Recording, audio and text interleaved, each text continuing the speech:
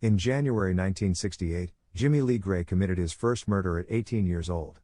Whilst walking home from school with his girlfriend, 16-year-old Elda Prince, they both became embroiled in an argument which culminated in Gray strangling Elda and cutting her throat.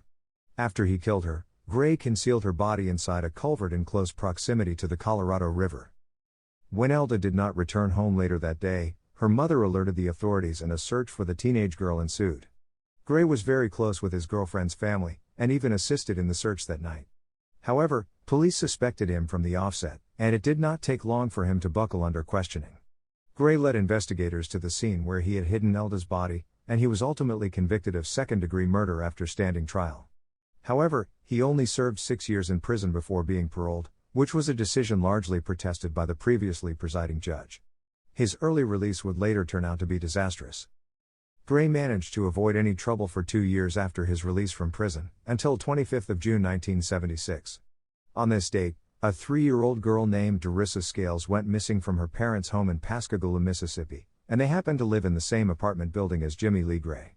Gray was arrested in connection with Darissa's disappearance after other residents last saw the little girl getting into a red car with a male matching his description. Again, during questioning, it did not take long for Gray to confess to his involvement in the disappearance. He explained that he had taken Darissa for a ride in his car and sexually assaulted her, after which point he threw her into a body of water located at Black Creek. Similar to his previous crime, he led detectives directly to scene, where they were able to recover the little girl's body. A full autopsy demonstrated the sinister details of Gray's actions. Horrifically, Darissa had been gagged and sodomized, and she died after her underwear had been forced down her throat and her face had been submerged into a muddy ditch. Gray was subsequently charged with sodomy and first-degree murder, and it took jurors only 1 hour to deliberate and reach a guilty verdict. For this heinous crime, he was sentenced to die in the gas chamber. After finishing a last meal consisting of Mexican food, strawberries and milk, Jimmy Lee Gray was transported to the gas chamber on 2 September 1983. He was seated in the death chair and a lever was pulled which combined cyanide capsules with a container of acid. The execution process began, but it did not go according to plan. It was noted that a required head constraint was not used, and as Gray began to desperately gasp for breath, he succumbed to violently banging his head repeatedly against the metal pole situated directly behind the chair. With a total of 15 witnesses present, all watched as Gray gasped 11 times and began to moan and vigorously fight against the restraints. Gray was still alive and suffering 8 minutes into the execution, which resulted in officials becoming concerned and clearing the repulsed witnesses from the room. The decision to remove witnesses from the room while the inmate was still alive faced much criticism, as doing so eliminates important monitoring by attending journalists, members of the public, and relatives.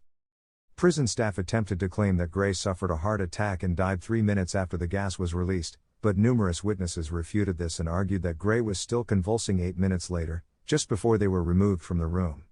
Eventually, it was documented that all movement ceased 9 minutes into the execution, at which point Gray was pronounced dead. As anybody can imagine, this is a torturous amount of time to suffocate. His defense counsel later spoke of the scene, stating Jimmy Lee Gray died banging his head against a steel pole in the gas chamber which resulted in a painful death. Conversely, Darissa's father also provided his opinion on the execution, stating, "Even in prison he had been able to talk, to breathe and to laugh, and he had taken all these things from my little girl. He didn't have the right to continue living."